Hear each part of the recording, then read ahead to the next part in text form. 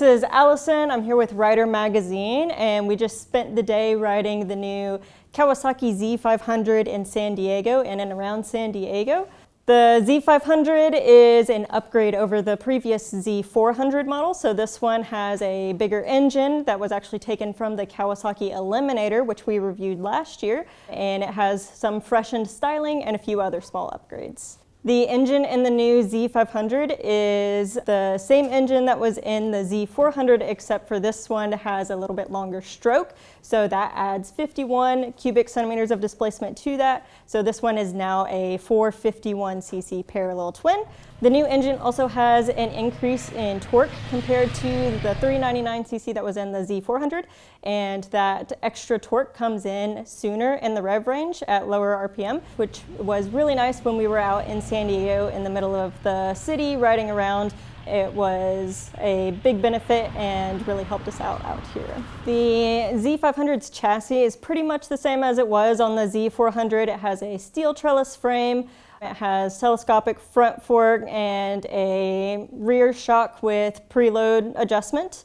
The brakes in the front are dual 310mm front brakes with Nissan calipers, and in the rear it is a 220mm brake, and we found the brakes to be very nice for what we were doing. It slows down the machine really quickly. The Z500 also comes with ABS front and rear, and that is standard. In the past, some of them have ABS and you can get it without. This one, both the standard and the SE version come with ABS. One of the ways in which the Z500 differs from the Ninja 500, although they are very similar, is the ergonomics are a little bit different. So on the Z500, the handlebar is a little bit taller and wider. The tank is pretty narrow, so you sit in kind of a more neutral and more relaxed seating position, which is great if you're treating the Z500 as like your everyday driver, and also something that you can go out in the canyons on the weekend and have a good time with. It can do both pretty comfortably.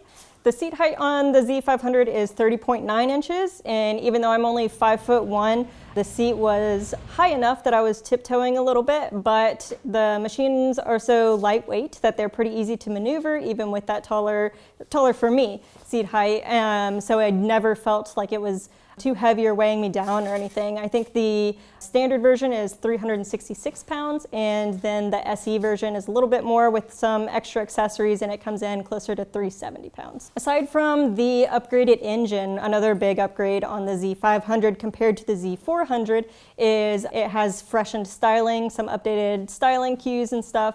One of the big styling elements on the Z500 now is that it has a triple headlight. So there's two top headlights, and all of the headlight and taillight is LED. The two on the top are your low beam, and then there's one below that, and that is your high beam. And then all around, the Z500 just looks a little bit more aggressive. It has some sharper edges and angles on it. So for instrumentation on the Z500, the standard version comes with a LCD screen, and the SE version comes with a TFT screen.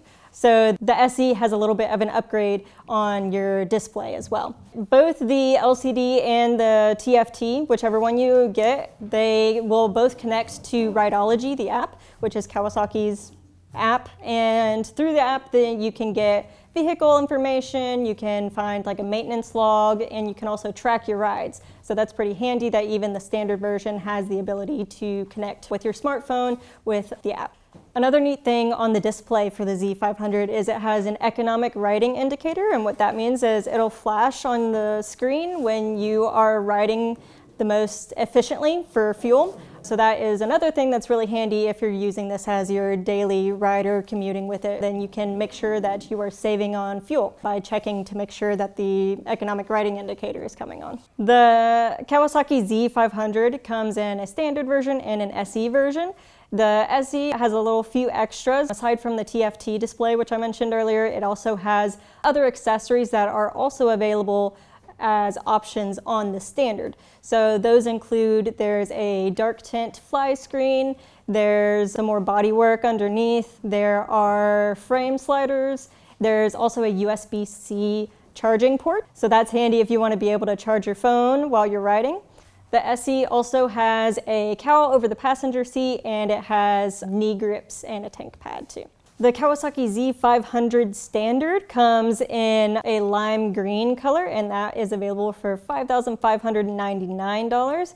And the SE, with all of those extra accessories and the TFT, comes in a candy persimmon red color, and that one is $700 more at $6,299. So we've had a great time out here today in San Diego riding the Z500. Check it out at your local dealership soon, and you can also find our full review on ridermagazine.com.